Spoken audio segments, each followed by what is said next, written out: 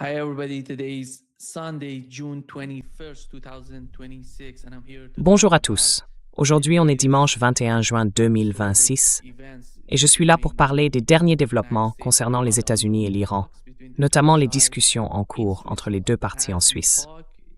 À l'instant même, les médias iraniens ont annoncé que le premier cycle de pourparlers quadrilatéraux de haut niveau entre l'Iran, les États-Unis, le Qatar et le Pakistan vient de se terminer.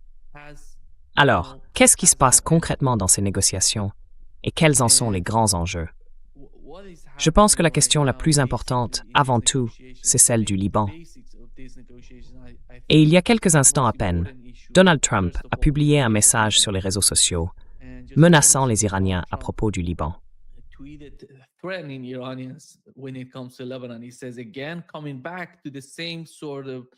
Il dit, encore une fois, en revenant à la façon dont il parlait de la position iranienne, comment il peut faire pression sur les Iraniens. Et voici ce qu'il a publié. Sur son compte Truth Social, il a écrit « L'Iran doit immédiatement empêcher ses mercenaires très bien payés au Liban de semer le trouble.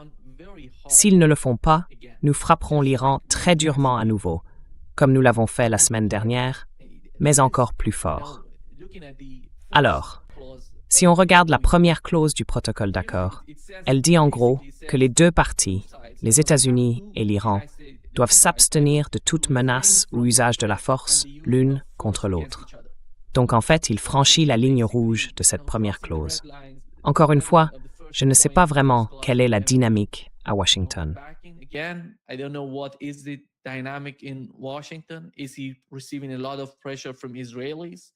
Est-ce qu'il subit beaucoup de pression de la part des Israéliens? Et le seul point négatif dans ce qui se passe en Suisse, c'est Steve Witko et Jared Kushner.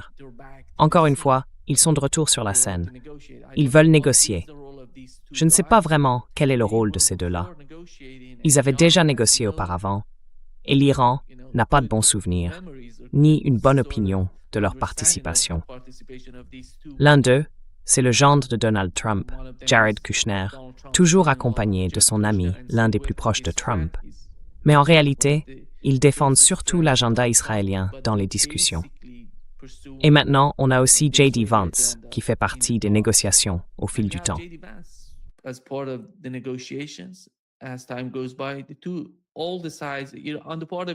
Du côté iranien, en gros, ce dont il parle, si on regarde les médias iraniens et les responsables officiels, c'est assez clair.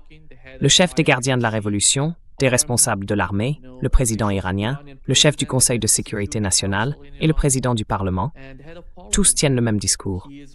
En ce moment, ce dernier est en Suisse avec Araghchi, le ministre des Affaires étrangères, et Hemati, le gouverneur de la Banque centrale d'Iran. Ils sont tous là pour négocier. En réalité, ils se préparent à tout, notamment en ce qui concerne les sanctions et peut-être les avoirs gelés. Parce que quand on voit Hemati faire partie de la délégation, on peut dire que cela a sans doute un lien avec la manière dont les États-Unis essaient de faciliter la libération des avoirs iraniens gelés.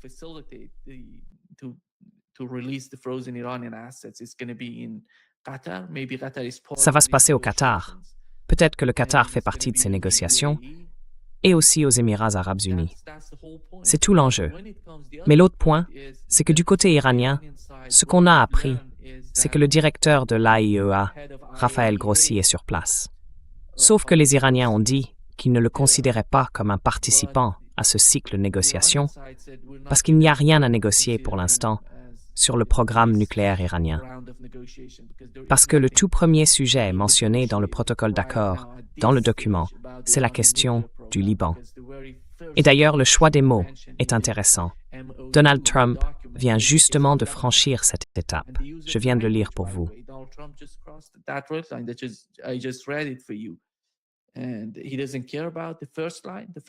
Et lui, il ne se soucie pas de la première ligne.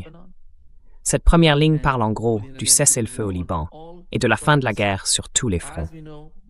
Comme on le sait, ces dernières 48 heures, les Israéliens ont essayé d'avancer dans le sud du Liban, à un endroit stratégique pour le Hezbollah.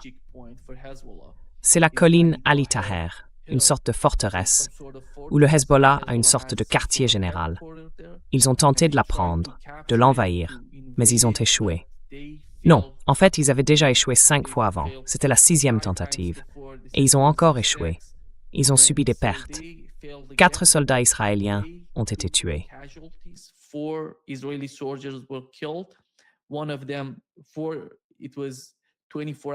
L'un d'eux, c'était 24 heures avant, peut-être 12 heures avant.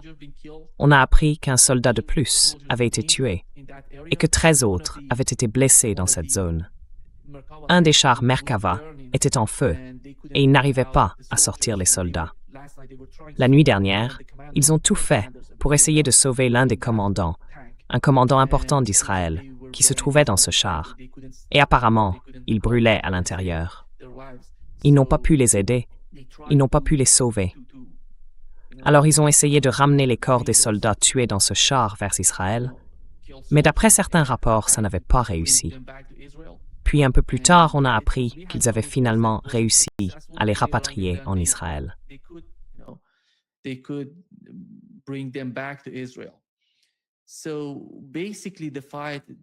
En gros, le combat, la raison pour laquelle je vous raconte tout ça, se déroule au Liban, dans le sud du pays. Et ce qui s'est passé, c'est qu'Israël, en quelque sorte, a fait monter la tension dans la guerre. Du coup, l'Iran a réagi en utilisant le détroit d'Ormuz. Ils ont fermé le détroit d'Ormuz au cours des 12 dernières heures. Ils ont déclaré que personne ne pouvait l'utiliser tant qu'Israël attaquait le Liban, utilisait la force ou bombardait des villes et des villages dans le sud du Liban. Et là, on a vu arriver le cessez-le-feu. Vous vous souvenez, plus d'une dizaine de fois, à mon avis, ils ont dit « On a un cessez-le-feu », puis on ne l'a plus, il est en place, il ne l'est plus.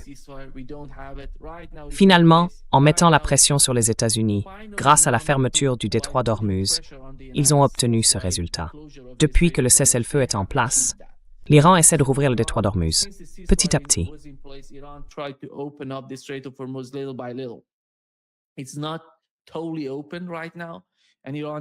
En ce moment, ce n'est pas totalement ouvert, et l'Iran essaie de gérer toute cette affaire de commerce.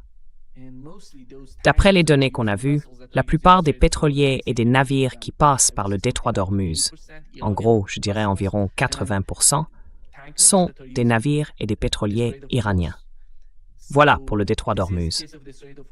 Concernant le Liban, qui est au cœur de cette négociation, je pense que sans la question libanaise, ils n'iront pas plus loin. Ils n'aborderont pas les autres points du protocole d'accord. Donc, la position d'Israël, la position israélienne, est importante à prendre en compte, parce qu'Israël, quand il s'agit du Liban, en général, les États-Unis négocient avec le gouvernement libanais.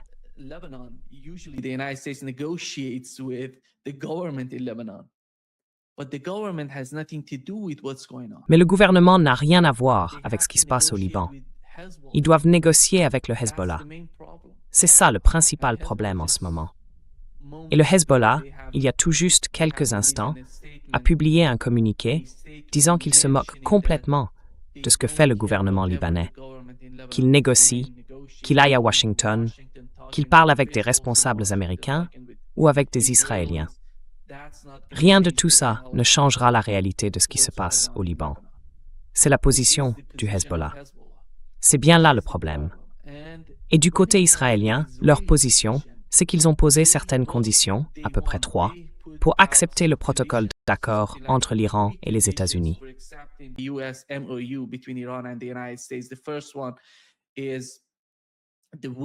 Le premier point, c'est le retrait de tous les éléments du Hezbollah au nord du fleuve Litani.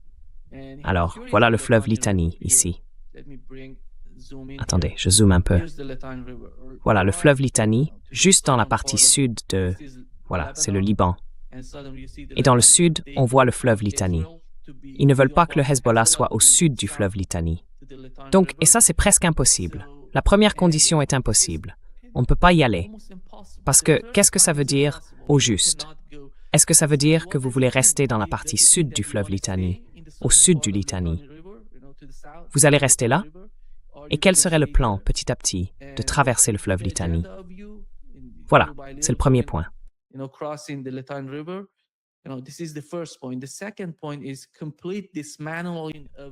Le deuxième point, c'est le démantèlement complet de l'infrastructure du Hezbollah dans les zones situées au sud du fleuve Litani.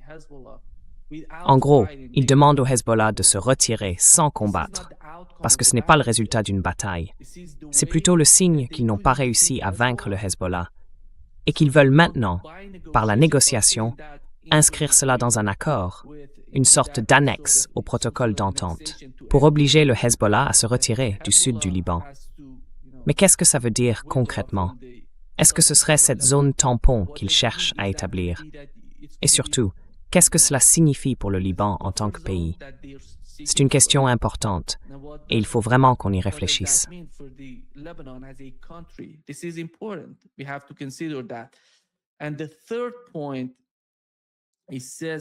Et le troisième point, il dit qu'Israël doit avoir une totale liberté de mouvement et d'action militaire pour contrecarrer et éliminer toute menace future, y compris par des opérations terrestres et aériennes.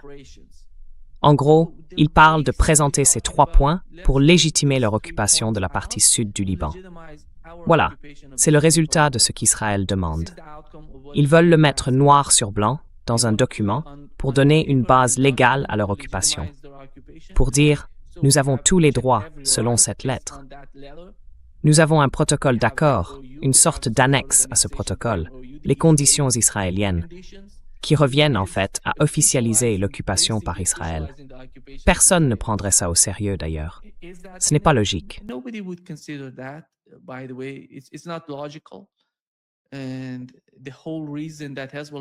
Et si le Hezbollah riposte aujourd'hui, c'est essentiellement à cause du comportement des Israéliens, qui essaient de les forcer à accepter ces lignes de base, ces 3 points, par la contrainte.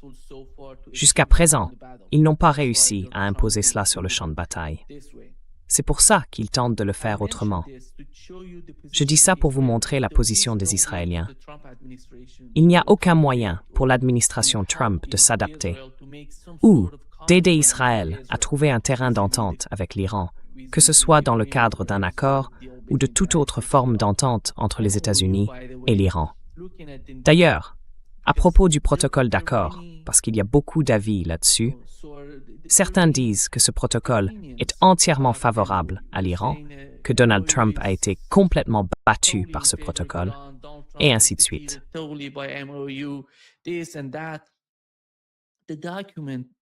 Le document en lui-même ne veut rien dire. C'est un texte sur lequel les 2 parties se sont mises d'accord pour faire baisser la tension. Et c'est ça, l'objectif, la désescalade. Il faut d'abord calmer la situation, puis parler de la suite. C'est important.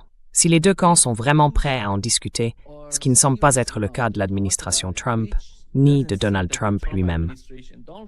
Quand on regarde ce qu'il publie, à quoi ça sert de poster quelque chose sur le soutien iranien au Hezbollah? Est-ce que ça va vraiment l'aider en ce moment précis? Il sait très bien ce qui se passe. Il a dit, peut-être à Fox News, que dans le futur, il allait prendre le contrôle du détroit d'Ormuz, qu'il allait y instaurer un système de péage.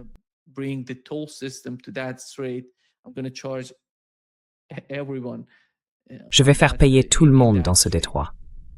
Voilà l'état d'esprit. Ce type vit, d'une certaine façon, dans un univers parallèle, et il a l'impression d'avoir l'avantage. Il pense qu'il peut faire ci, qu'il peut faire ça. Je ne sais pas dans quelle mesure ce qu'il nous dit sert surtout à montrer quelque chose à son opinion publique, à redorer son image, compte tenu de la perception qu'ont les Israéliens et l'entité sioniste aux États-Unis. Parce que c'est toujours comme ça.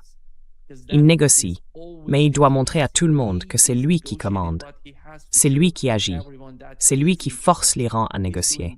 Il peut, dès qu'il le décide, s'emparer du détroit d'Ormuz. Il peut faire tout ce qu'il veut dans ce détroit et contrôler toute la région.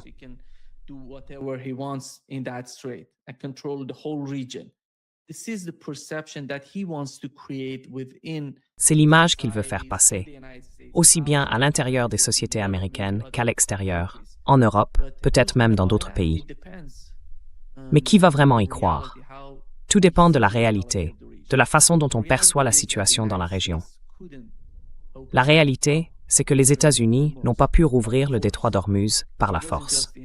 Et ce n'était pas seulement les États-Unis. À cette époque, Donald Trump suppliait littéralement « Européens, venez, faites quelque chose pour nous. Apportez tout ce que vous avez. » On a vu qu'il avait épuisé absolument toutes les options possibles, de son point de vue. Il a lancé la guerre contre l'Iran. Puis le détroit a été fermé. Il a essayé de rouvrir le détroit d'Ormuz.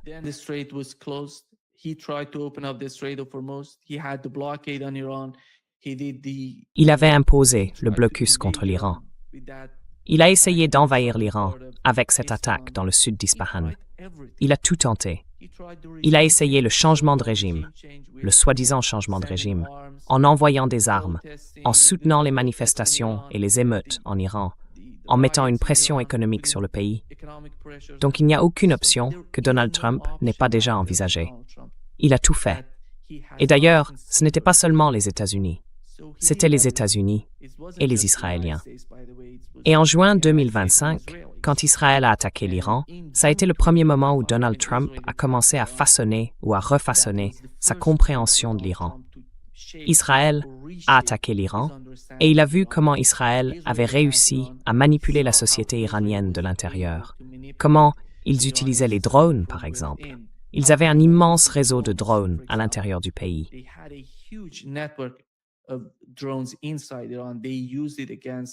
Ils s'en sont servis contre, en gros, des commandants en Iran, des bâtiments et même des civils, parce qu'ils ont visé des zones résidentielles. La plupart de ces commandants qui ont été tués, ils l'ont été chez eux. Leurs maisons ont été détruites par ces drones, d'une manière ou d'une autre. Et tout ça venait de l'intérieur. Les avions de chasse israéliens n'ont rien fait de tout ça. Cette opération, elle a été entièrement gérée depuis l'intérieur. Vous savez, les drones, tout le réseau qu'ils ont mis en place depuis plus de 20 ans en Iran. J'étais un peu stupéfait parce que c'était un réseau immense. Alors, Donald Trump a vu ce qui se passait, comment Israël menait cette opération, à la fois avec les agents du Mossad sur le terrain en Iran et avec des attaques venues de l'extérieur. Ensuite, il y a eu le cas du Venezuela, le renversement du régime et la prise du contrôle du pétrole vénézuélien.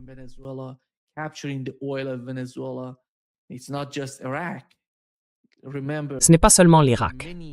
Rappelez-vous, pendant de nombreuses années, les États-Unis reçoivent le pétrole irakien, ils le vendent, l'argent part à New York, et ensuite, ils en reversent une partie au gouvernement irakien. Franchement, c'est humiliant de voir ce qui se passe dans le cas de l'Irak. Mais ils font la même chose au Venezuela. C'est exactement la même formule qui fonctionne là-bas. Le gouvernement vénézuélien fournit le pétrole et l'énergie aux États-Unis. Ceux-ci les vendent, placent l'argent dans le système bancaire et financier américain, puis en redonnent une petite partie au peuple vénézuélien.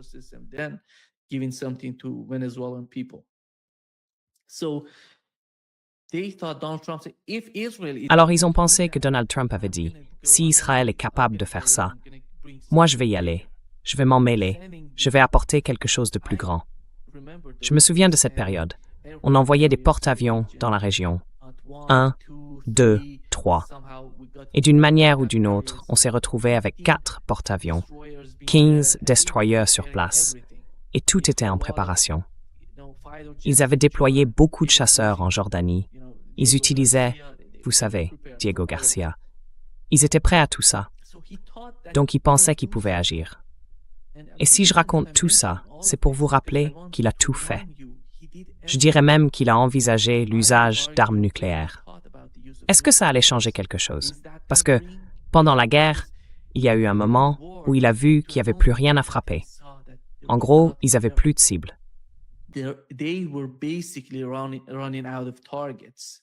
They didn't know what to do. That's why you see they hidden, Ils ne savaient pas quoi faire. C'est pour ça qu'on les voit frapper des hôpitaux, des universités, des écoles, des ponts. C'est de la désespération. Ce n'est pas comme ça qu'on mène une guerre. Et on peut dire que c'est la même stratégie que les États-Unis ont utilisée en Irak. Mais en réalité, le cas iranien est différent. Parce que quand on attaque des usines pharmaceutiques, c'est quelque chose de nouveau. Oui, c'est vraiment nouveau. Et une école, dès le premier jour de l'attaque. Donc je pense que du côté des États-Unis et des Israéliens, ils savent que s'ils passent au nucléaire, je ne sais pas ce que ça donnerait. Parce que d'après les médias, d'après ce qu'on entend du public, d'après les informations disponibles, les déclarations des responsables iraniens et la manière dont les États-Unis parlent du programme nucléaire iranien, the way that the United States is talking about Iranian nuclear program, Israel is the same way, but Israël agit de la même façon. Mais on a quand même cette impression que quelque part, au fond de lui, Donald Trump comprend que l'Iran peut réagir à toute escalade. C'est sa perception. En ce qui concerne le nucléaire, l'usage de bombes atomiques, je pense qu'ils en sont arrivés là. C'est pour ça qu'ils ont essayé de désamorcer la situation. Ce qu'on voit aujourd'hui, avec Donald Trump qui sort en disant fièrement « je fais ci, je vais faire ça », eh bien, cette époque est révolue. Personne ne va plus se laisser intimider par ce genre d'attitude. Peut-être qu'il essaye d'influencer le public occidental, et ça, les Iraniens n'y voient pas d'inconvénient.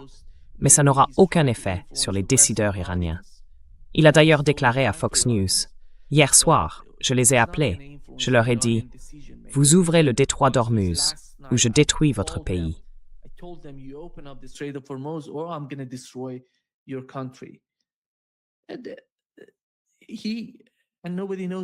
Ils sont morts.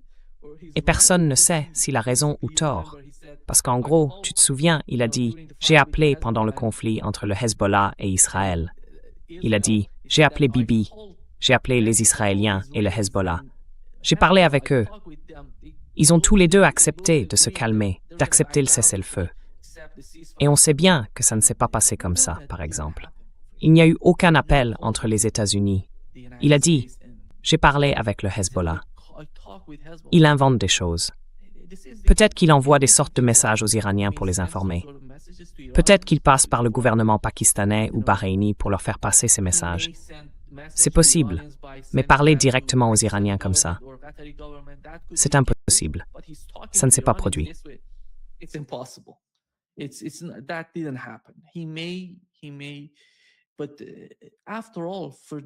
Peut-être, mais après tout, pour l'administration Trump, l'Iran a perçu deux options dans le cas du Liban.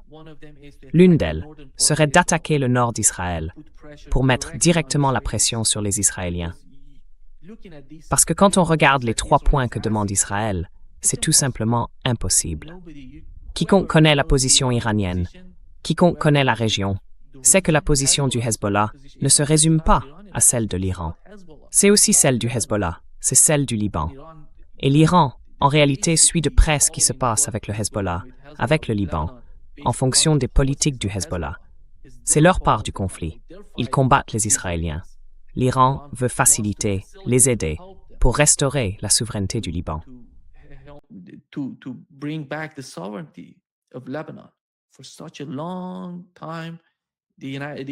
Depuis si longtemps, les Israéliens occupent le Liban. Alors une option serait d'attaquer le nord d'Israël tout en négociant avec les États-Unis. L'autre, c'est celle qu'ils ont utilisée la nuit dernière. Fermer le détroit d'Ormuz. Fermer le détroit d'Ormuz met une pression énorme sur Donald Trump.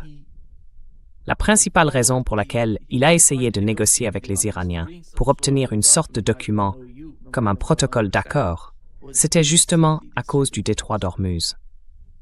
Parce qu'il disait « Nous sommes à 4 semaines de voir nos réserves de pétrole complètement épuisées ». L'Iran comprend bien cet aspect de l'argument. Alors, devons-nous attaquer Israël maintenant? Peut-être qu'un jour, dans le futur, il faudra le faire.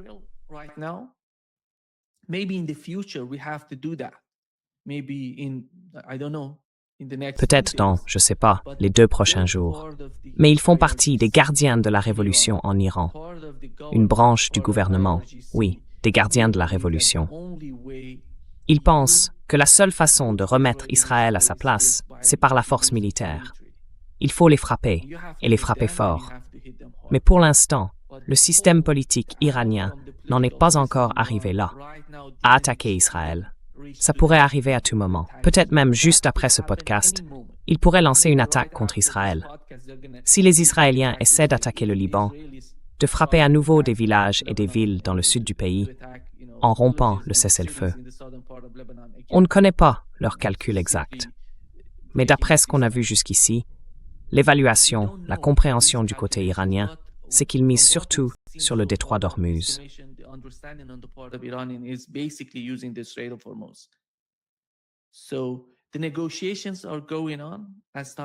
Les négociations se poursuivent au fil du temps, et les Iraniens. Vous vous demandez peut-être ce que fait le gouvernement du Qatar dans tout ça. Pourquoi sont-ils là?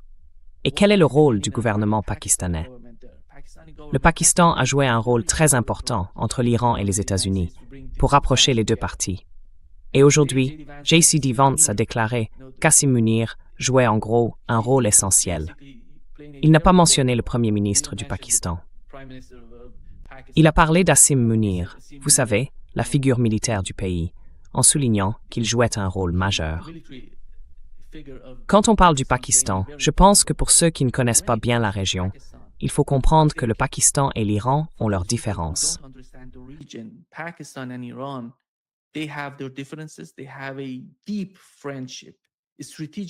Ils ont une amitié profonde, une amitié stratégique, parce qu'ils comprennent que la frontière entre l'Iran et le Pakistan est toujours marquée par ce genre d'activité terroriste.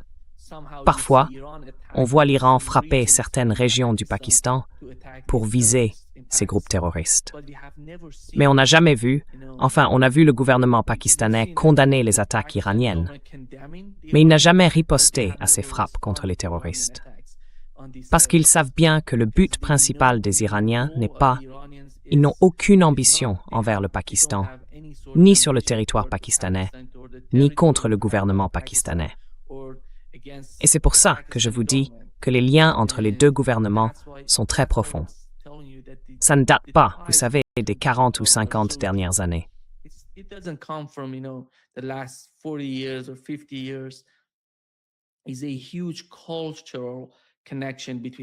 C'est un lien culturel très fort entre les deux côtés. Pas géopolitique, mais vraiment culturel. Je ne sais pas combien d'entre vous connaissent ce lien culturel entre l'Iran et le Pakistan, et même jusqu'au nord de l'Inde, parce que du XIe au XIXe siècle, en gros, le nord de l'Inde, avec le Pakistan, avait pour langue officielle le persan. Cette langue s'est imposée à cause des conquêtes, parce que les dynasties musulmanes de cette région, avec l'empire moghol venu d'Iran, ont d'abord conquis l'Iran, puis se sont étendus vers le Pakistan et l'Inde. En fait, ils ont conquis l'Iran, mais ils ont adopté le persan comme langue officielle de l'empire moghol quand ils se sont installés en Inde et au Pakistan.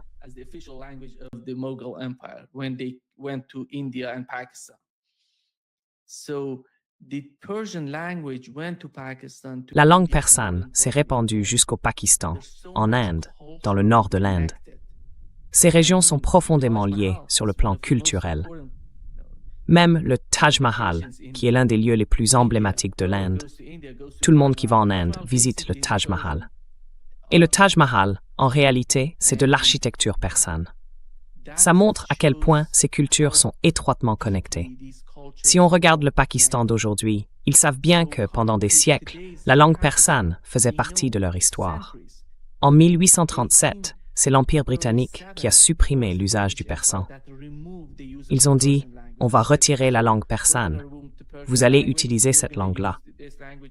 Et même l'ourdou, la langue officielle du Pakistan aujourd'hui, a, disons, entre 40 et 60% d'influence persane.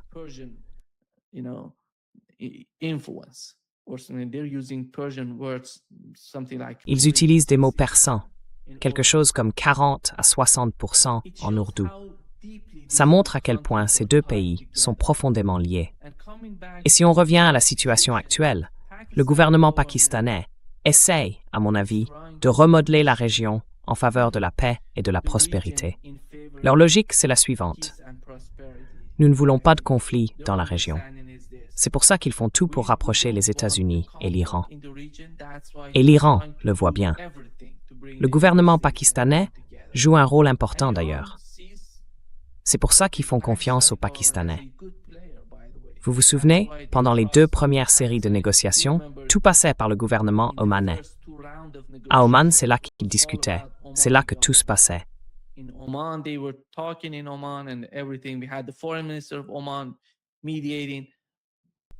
Nous avions le ministre des Affaires étrangères d'Oman comme médiateur. Mais quand il s'agit du Pakistan, le point positif, c'est que le Pakistan entretient de bonnes relations avec l'Iran, avec les États-Unis, avec la Chine et avec d'autres pays. En gros, ils ont un accord militaire avec l'Arabie saoudite parce que l'Arabie saoudite veut une sorte de parapluie nucléaire. Et de qui ont-ils peur? Ils ont peur d'Israël. C'est la base de la compréhension de la région.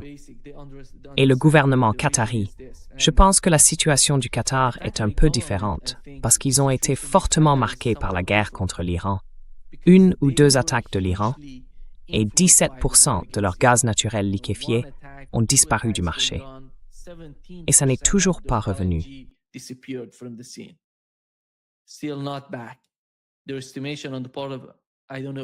D'après leurs estimations, je ne sais pas si vous avez vu l'article sur Bloomberg, il faudrait au moins 2 ou 3 mois pour remettre tout ça sur les rails, pour réparer ou préparer la production de GNL en Iran. Au Qatar, c'est la même chose. C'est leur modèle, leur recette. Est-ce qu'ils vont continuer? Est-ce qu'ils veulent vraiment que la guerre se prolonge? Personne ne veut ça. Et ils dépendent énormément du détroit d'Ormuz. Le Qatar, ce n'est pas l'Arabie saoudite. L'Arabie saoudite, elle, a une connexion, un oléoduc, qui va jusqu'à la mer Rouge. Et ces jours-ci, on entend les Émirats arabes unis tenir le même discours. Ils veulent construire un nouvel oléoduc vers la mer Rouge pour ne plus dépendre autant du détroit d'Ormuz. Mais pour le Qatar, ça c'est tout simplement impossible.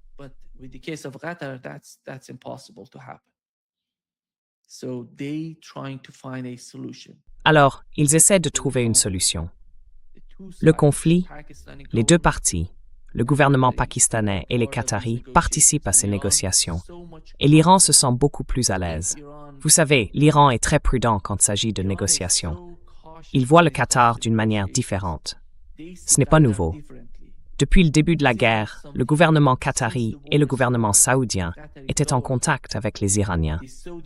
À l'époque, ils parlaient du fait que le Qatar soutenait la guerre contre l'Iran et que l'Arabie saoudite fournissait tout. Ils utilisaient l'Arabie saoudite, d'ailleurs, le Qatar et l'Arabie saoudite contre l'Iran. Mais les gouvernements, eux, n'étaient pas disposés à les aider. Et ils n'avaient pas l'avantage.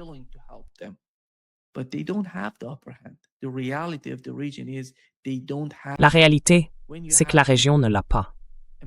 Quand vous avez les Américains installés sur votre sol, eux, ils peuvent s'en servir. Vous vous souvenez de Donald Trump, quand l'Espagne a dit « Vous ne pouvez pas utiliser notre territoire ni les bases espagnoles pour attaquer l'Iran ». Il a répondu « Je suis déçu par le gouvernement espagnol. Mais si je décide de les utiliser, je le ferai. Ils ne feront rien pour m'en empêcher. » À mon avis, la même chose est arrivée. À un moment donné, au pays du Conseil de coopération du Golfe. Peut-être pas au tout début de la guerre, mais une semaine plus tard, parce qu'ils ont compris que rien de bon ne sortirait de ce conflit. La guerre allait trop loin et elle était trop dévastatrice pour leur économie. C'est pour ça qu'ils ont essayé de négocier, de reprendre le dialogue avec les Iraniens.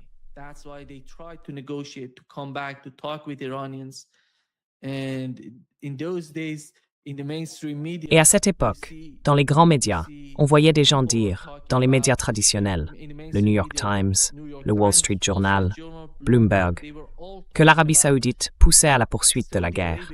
Ils disaient aux États-Unis, « Terminez tout, allez aussi loin que vous voulez, allez-y et mettez-y fin.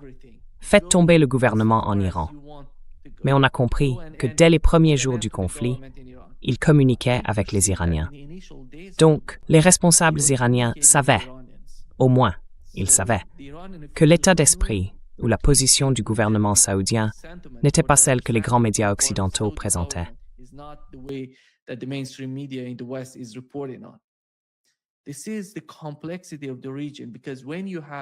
C'est ça, toute la complexité de la région.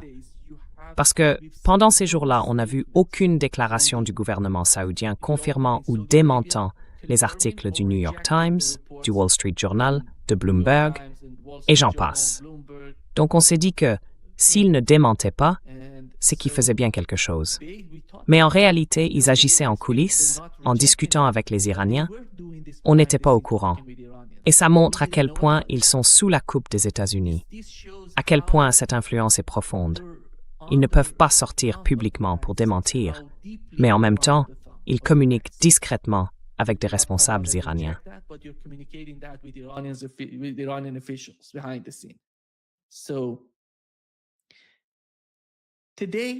Alors aujourd'hui, pendant que ce genre de discussions ont lieu, il y a des gens qui sont pessimistes à propos des États-Unis et de leur comportement futur dans la région. Personne n'a vraiment confiance. Même le guide suprême iranien l'a dit il y a 2 jours. Et lui, il a une vision très différente, par exemple, de celle du président iranien, celui qui a signé le protocole d'accord. Il estime que les choses ne vont pas dans la bonne direction.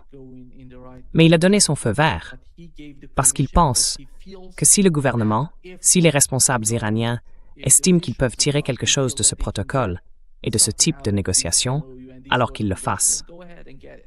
En gros, il a dit que l'Iran n'a eu aucune expérience positive avec les États-Unis depuis la révolution iranienne.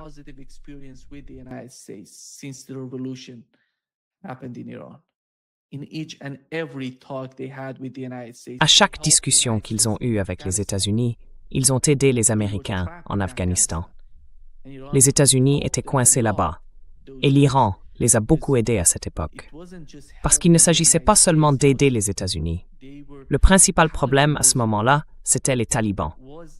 Et la perception iranienne, la politique iranienne à l'époque, c'était « que peut-on faire face aux talibans en Afghanistan ?» Donc, quand les États-Unis sont arrivés, il y a eu des moments où l'Iran leur a vraiment apporté son aide. Mais juste après cette aide, on a vu George Bush déclarer que l'Iran faisait partie de l'axe du mal. C'est cette trahison que l'Iran a vécue pendant de nombreuses années.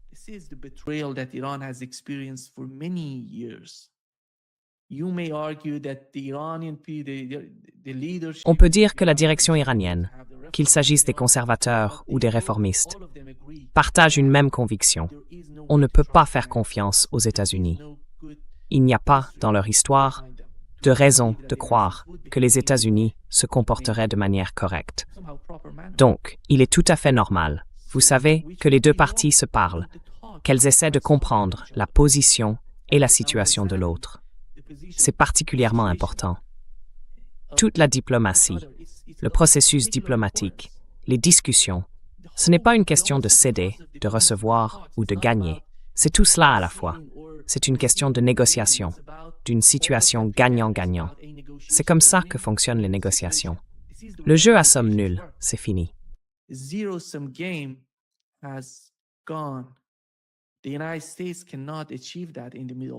Les États-Unis ne peuvent plus atteindre cet objectif au Moyen-Orient parce qu'en réalité, leur stratégie vis-à-vis de l'Iran a toujours été un jeu à somme nulle. Un jeu à somme nulle. C'était toujours, soit vous faites ceci, soit on vous impose plus de sanctions. Vous faites cela, ou on frappe votre... Tous les secteurs de l'économie iranienne ont été touchés par les sanctions américaines, d'ailleurs. Imaginez simplement les gens qui subissent ces sanctions. L'économie entière a été frappée. En même temps, ils installaient toutes ces bases américaines autour de l'Iran, exerçant une forte pression psychologique sur l'armée iranienne, sur les gardiens de la révolution. Et pendant ce temps, ils disaient « Les gardiens de la révolution sont ceci, sont cela. C'est une organisation terroriste. » En réalité, ils étaient en train d'encercler le pays.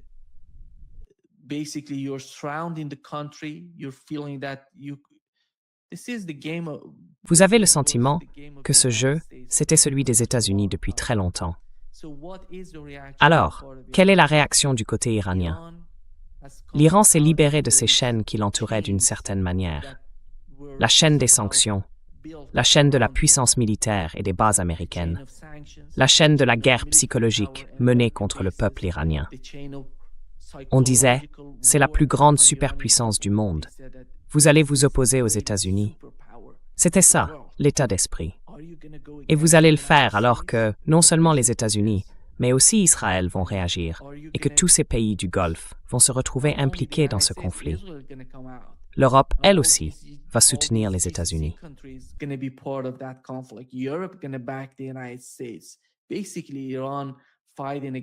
En gros, l'Iran se bat contre le monde entier. Enfin, pas tout à fait le monde entier, mais tout l'Occident, ce qu'on appelle l'Occident collectif, si on veut. C'est dans cet état d'esprit que se trouvent les Iraniens. Cette guerre a ouvert de nouvelles perspectives pour le peuple iranien, pour le gouvernement, pour l'armée iranienne, dans la manière de gérer les relations entre l'Iran et les États-Unis. Les États-Unis attaquent l'Iran pour le détruire, et l'Iran sort de cette guerre plus fort qu'avant. Le détroit d'Ormuz est entre les mains des Iraniens.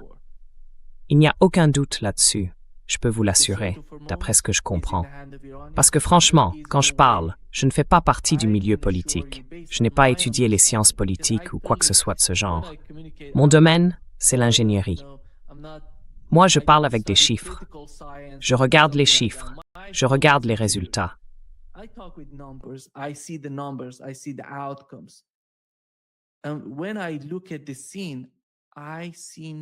Et quand je regarde la situation, je ne vois aucune raison, aucun signe que les États-Unis puissent prendre le contrôle du détroit d'Ormuz. Non, ça n'a aucun sens. La seule solution ultime pour les États-Unis serait d'utiliser des bombes nucléaires. Je pense que l'Iran s'y est préparé. Chaque jour qui passe, plus le temps avance, plus je suis convaincu que l'Iran a envoyé ces signaux essentiels aux États-Unis pour dire que nous sommes prêts, même face à une bombe nucléaire.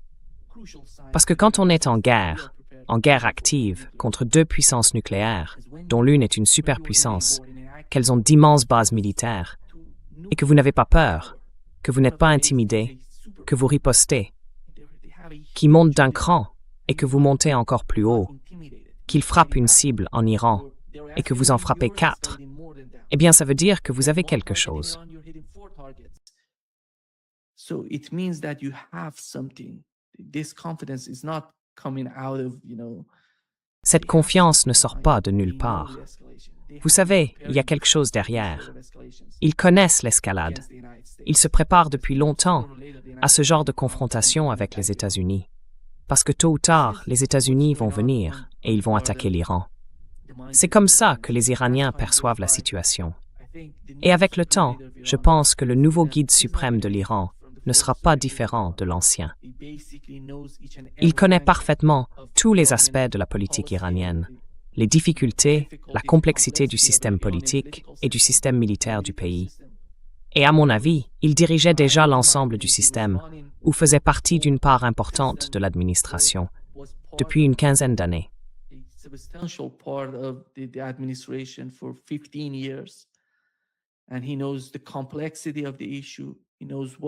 Et il connaît bien la complexité du sujet. Il sait comment gérer les relations avec l'Occident. Il n'a pas changé. Il n'est pas optimiste à propos de l'Occident à cause de cette lettre, de cette déclaration qu'on a vue. En gros, sa position, c'est de rassembler toutes ces différences en Iran pour unir le pays. D'après ce que j'ai compris et d'après cette déclaration de sa part, on ne l'a pas encore entendu nous parler en vidéo, mais à travers ce texte, il gère parfaitement le système politique iranien, à mon sens. En fait, il rassemble tout le monde. Il gère la situation en Iran, il unifie les partis politiques iraniens, les différentes composantes du gouvernement, pour atteindre les objectifs. L'objectif, quel est l'objectif? The goal, what is the goal? The goal is not about Iran dominating. L'objectif, ce n'est pas qu'il s'agit pour l'Iran de dominer l'Asie de l'Ouest. L'Iran n'a jamais voulu, et je dirais même ne voudra jamais, être l'empereur ou l'empire de cette région pour tout diriger. Parce qu'en gros, en Occident, on dit que l'Iran est devenu la 4e superpuissance mondiale grâce au détroit d'Ormuz. Qu'aujourd'hui, il peut agir, faire ceci ou cela, mettre la pression sur les pays du Conseil de coopération du Golfe. Mais ce n'est pas ça le jeu, ce n'est pas l'objectif du gouvernement iranien. Ce qu'ils veulent, c'est construire une nouvelle structure de sécurité dans la région. C'est ça, le point essentiel pour les Iraniens. Soit vous faites partie de la région, soit vous faites partie des ennemis. On ne peut pas jouer sur les deux tableaux.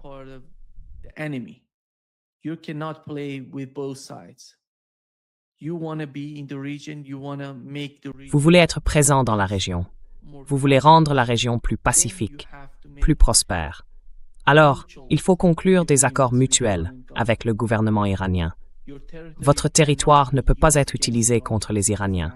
C'est une conséquence logique. Tous ces pays du CCG ont été utilisés pour attaquer l'Iran. Donc, quand l'Iran déclare que cela ne sera plus possible, ce n'est pas illogique. C'est une position rationnelle de la part du système politique iranien. Nous devons le faire. Ce n'est pas une question de domination, c'est une question de communication. Il s'agit de la capacité de l'Iran à dialoguer efficacement avec les pays du CCG. Et pour ce qui est du Pakistan, le Pakistan reste l'un des alliés les plus importants des États-Unis dans la région.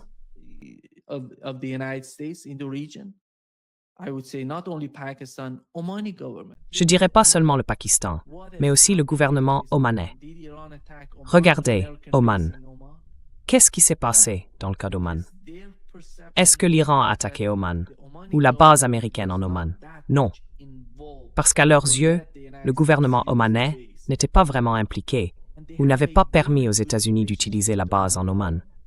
Et ils entretiennent de très bonnes relations avec le gouvernement omanais. Je pense que ce pourrait être pareil pour le Qatar, pour l'Arabie saoudite, pour les pays d'Asie de l'Ouest, pour les pays du Conseil de coopération du Golfe. Et c'est, je crois, ce qui se passe dans la tête des décideurs iraniens. En gros, ils ne veulent pas la guerre. Ils veulent y mettre fin.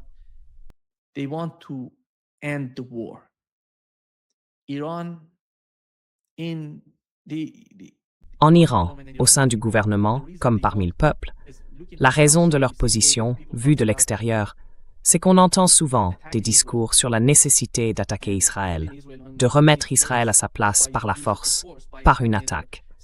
Ce n'est pas simplement par hostilité. Leur logique, c'est que si on ne met pas fin à la guerre maintenant, cela va nous causer d'énormes difficultés, à court terme comme à long terme. C'est ainsi qu'ils perçoivent la situation. Alors, est-ce que ce protocole d'accord peut vraiment ramener un peu de raison dans la région? Ça reste à voir. On peut être optimiste ou pas. Mais au bout du compte, les États-Unis n'ont pas d'autre choix.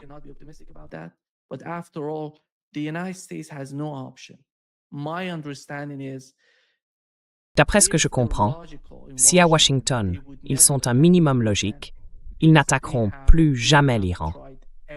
Parce qu'ils ont tout essayé, vraiment tout, et ils n'ont pas réussi à faire tomber le gouvernement iranien, ni à provoquer ce qu'ils appellent un changement de régime en Iran, ni à transformer tout le Moyen-Orient. Et aujourd'hui, la seule solution à ce qui se passe, ce serait le retrait total des forces israéliennes du sud du Liban. Ils doivent se retirer du sud du Liban. Sinon, franchement, il n'y a aucune raison pour que l'Iran conclue le moindre accord avec les États-Unis. Le protocole d'accord est mort s'ils n'y parviennent pas. Et voyons ce que J.D. Vance va dire. D'ailleurs, je pense que la question de la complexité, quand on parle de la complexité aux États-Unis, c'est vraiment essentiel. Et beaucoup de gens en Iran comprennent très bien cette complexité à Washington.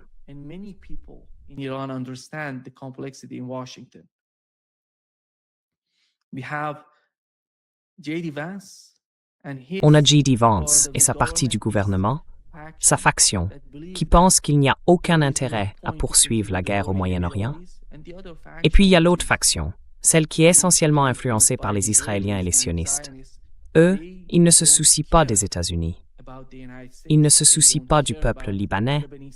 Ils ne se soucient pas des Palestiniens. Ils ne se soucient pas des pays du Golfe, ni des Européens. Allez plus à l'est, vers le Japon ou la Corée du Sud. C'est pareil. Ils ne se soucient d'aucun de ces peuples, d'aucun de ces pays. En gros, leur principal objectif, c'est de savoir comment aider Israël au mieux à occuper davantage de terres, à créer de nouvelles zones tampons, de nouvelles zones de sécurité. Les pertes américaines, ça ne les préoccupe pas. Dans leur esprit, les États-Unis peuvent rester engagés dans ce conflit indéfiniment.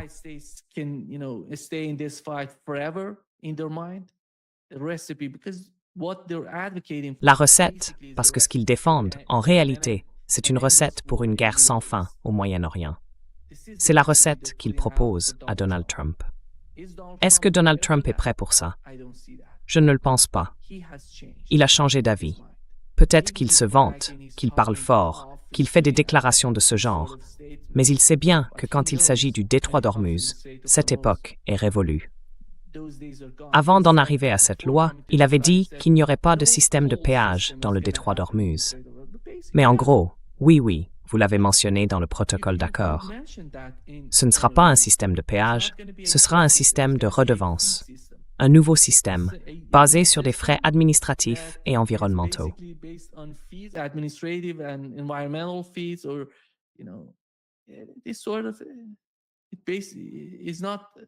Ça ne prend pas en compte le droit international. C'est tout à fait légitime que les gouvernements qui gèrent le détroit d'Ormuz, donc essentiellement l'Iran et Oman, aient ce type de droit.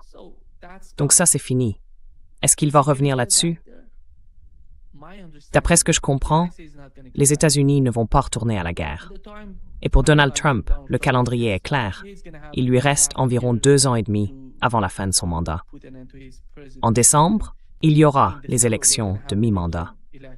Et il sait que la plupart de ces gens aux États-Unis, en gros les démocrates, sont prêts à le destituer, à mettre un terme à tout ce qu'il prêchait, à tout ce qu'il défendait, à tout ce qu'il faisait depuis plus d'1 an, depuis 1 an et demi environ.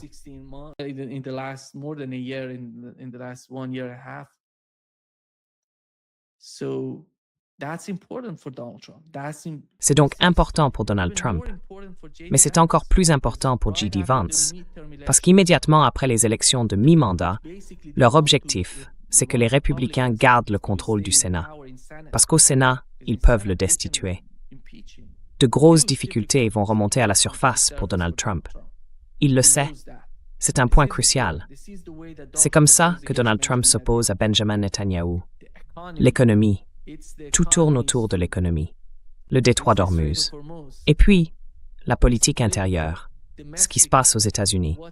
Les dynamiques internes du pays sont tout aussi importantes, parce qu'il s'agit du pouvoir et de la manière d'utiliser ce pouvoir contre l'adversaire, autrement dit, contre l'autre parti.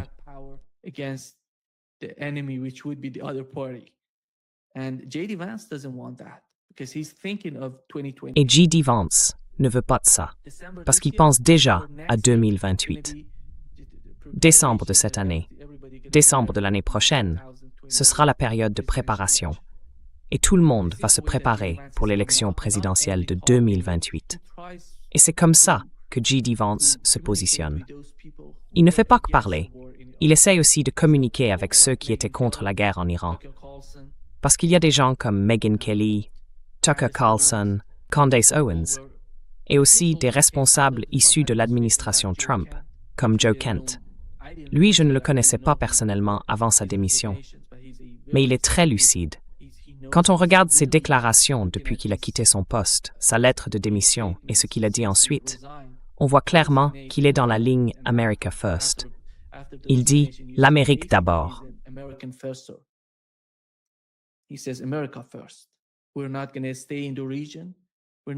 On ne va pas rester dans la région. On ne va pas aider Israël. On ne va pas... Enfin, vous voyez, c'est la recette du désastre. D'ailleurs, lui, il était dans la région, il était en Asie de l'Ouest, il y a combattu, il y a perdu sa femme. C'est quelqu'un qui sait ce qui s'y passe. Ce n'est pas un petit politicien de Washington, comme Lindsey Graham, qui ne connaît rien au domaine militaire. Il ne comprend rien au champ de bataille, ni à la dureté, ni aux épreuves qu'on y affronte. Cet homme sait de quoi il parle. C'est pour ça qu'il dit « rapatriez tout, on n'a pas besoin de rester là-bas. On n'a pas besoin de se battre pour Israël indéfiniment. » Parce que ces gens-là, leur combat ne s'arrêtera jamais. Donald Trump ne le comprend pas. Le Liban. Est-ce que quelqu'un va reculer en Syrie?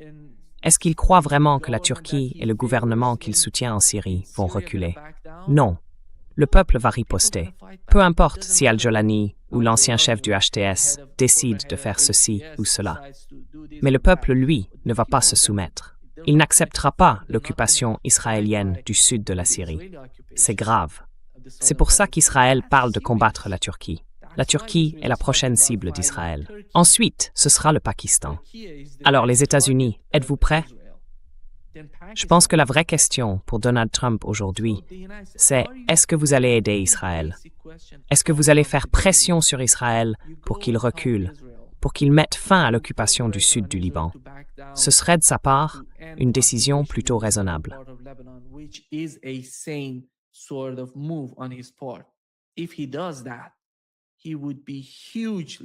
S'il fait ça, il serait énormément, vraiment énormément apprécié par ses alliés, par les alliés des États-Unis.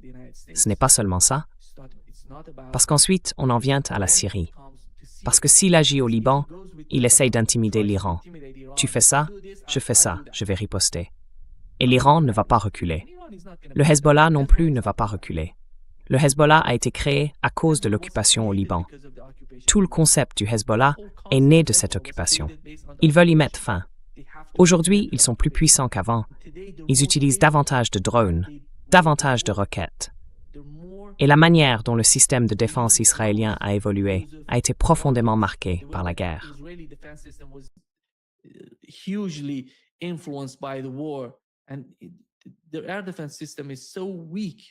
Et le système de défense aérienne est aujourd'hui beaucoup plus faible qu'il ne l'était auparavant. Et les embuscades dans le sud du Liban, non, le Hezbollah devient plus fort. C'est ainsi qu'Israël percevait la situation avant le début de la guerre. Il disait que le Hezbollah était affaibli, qu'il avait perdu de sa force à cause de l'assassinat de Sayed Hassan Nasrallah et des commandants du Hezbollah. Mais ce n'était pas vrai. Aujourd'hui, le Hezbollah est plus fort qu'avant, même du temps de Sayed Hassan Nasrallah. Et la situation en Syrie est à mon avis très grave. Donald Trump doit aussi comprendre ce qui se passe en Syrie. Parce que, est-ce qu'ils veulent vraiment tout sacrifier pour Israël? L'Égypte? Il dit « j'aime Sisi ». Mais Israël veut occuper l'Égypte. C'est leur prochaine guerre. Occuper des pays, s'emparer du territoire d'autres nations, ce n'est pas la solution.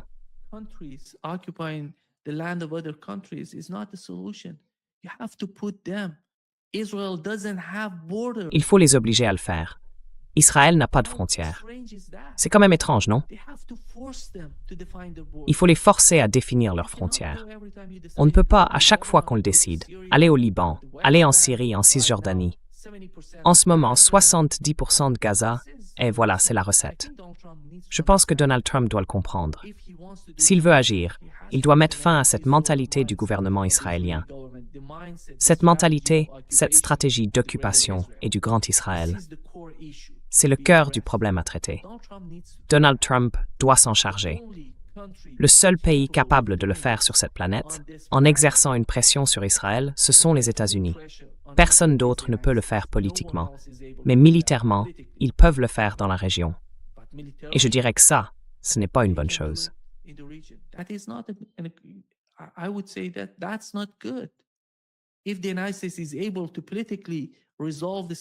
Si les États-Unis parviennent à résoudre la situation sur le plan politique, à faire pression sur Israël, parce que Israël reçoit tout des États-Unis, J.D. Vance a dit que les 2/3 des armes qu'ils utilisent, les missiles, les intercepteurs, tout ce qu'ils ont, viennent des États-Unis. 2/3. C'est énorme. Ce n'est pas un pays souverain, parce qu'ils disent « on s'en fiche ». Ben Gvir a dit hier « je me fiche de ce que disent les États-Unis. Il faut tout brûler au Liban. Il faut tout brûler. Il faut anéantir la politique au Moyen-Orient. Ces gens ne comprennent rien. Il faut les anéantir. Il faut les détruire. Vous voulez vraiment soutenir ça? Et le drame, ce n'est pas seulement parce qu'on dit « non, c'est Ben Gvir, il est trop radical ». Non. 80% des Israéliens soutiennent ça. C'est ça le problème.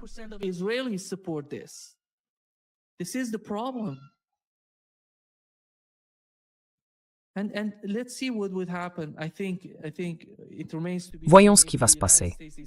Je pense qu'il reste à voir si les États-Unis sont vraiment sérieux à ce sujet, s'ils veulent vraiment agir vis-à-vis d'Israël. Et personne, je le répète, personne n'est capable de le faire. Les Européens, je ne vois aucun levier de leur part. La Chine, la Russie, l'Iran, peut-être que sur le plan militaire, ce sera une guerre continue entre les deux camps. Mais les États-Unis, eux, peuvent le faire, en mettant la pression sur Israël, en trouvant une solution politique à la situation. Je pense que c'est ce genre d'espoir que des gens comme moi voient en J.D. Vance et dans son mouvement, et qu'il voit pour la prochaine décennie aux États-Unis, à cause de l'opinion publique américaine, qui se retourne contre Israël et contre sa politique au Moyen-Orient, en raison des morts, du génocide en cours.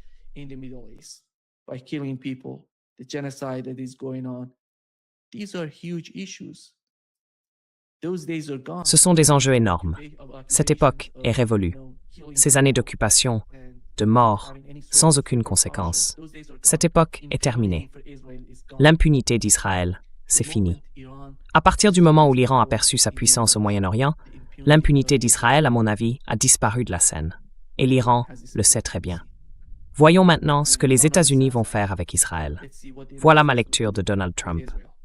J'espère avoir réussi à expliquer ma compréhension de la situation.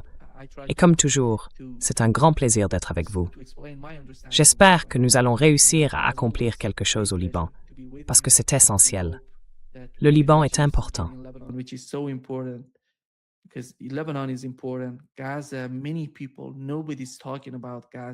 Gaza. On en parle presque plus en ce moment, parce que vous savez, l'attention est ailleurs. Les médias se concentrent surtout sur le Liban, sur les négociations entre l'Iran et les États-Unis. Pendant ce temps, les gens à Gaza, en Palestine, en Cisjordanie, subissent les attaques israéliennes. Depuis l'annonce du cessez-le-feu, en Palestine, à Gaza, en Cisjordanie, plus de 1000 personnes ont été tuées par les Israéliens. C'est profond, c'est terrible, c'est une tragédie, et personne ne semble s'en soucier. C'est pour ça que les actes de résistance sont si importants. C'est pour ça que le Liban est important. C'est pour ça que le Yémen est important. Et c'est pour ça que l'Irak est important. That's why Lebanon is important. That's why Yemen is important. That's why Iraq is important. I think without putting an end to Je pense que tant qu'on ne mettra pas fin à ces fronts, à ces guerres, on ne pourra pas se concentrer sur la question de la Palestine. Il faut rassembler tout le monde autour de la table. Et il semble que l'Iran est en train, d'après les négociations, de préparer des discussions sur la guerre en Palestine, à Gaza et en Cisjordanie. Ça doit avoir lieu aujourd'hui. On a appris que les gouvernements de Syrie, de Turquie, le ministre des Affaires étrangères de Turquie, ainsi que l'Égypte, l'Arabie saoudite et un autre pays, je ne me souviens plus lequel, donc 4 pays pour l'instant, tiennent une sorte de réunion. Ils échangent à propos des discussions en cours entre l'Iran et les États-Unis.